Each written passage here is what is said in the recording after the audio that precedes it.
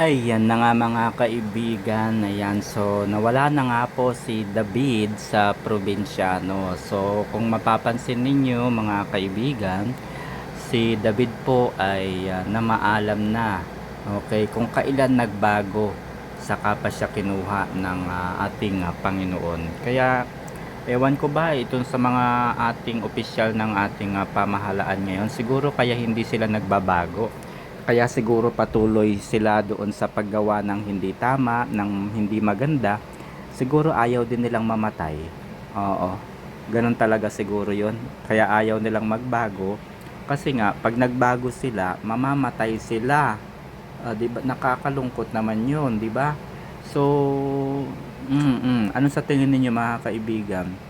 Magbabago pa kaya itong mga opisyal natin ng pamahalaan? Kasi yun na nga eh. Ay nako, Jesus Maria Santissima, oo. Parang ako nga, gusto ko na rin magbago eh. Diyos ko po.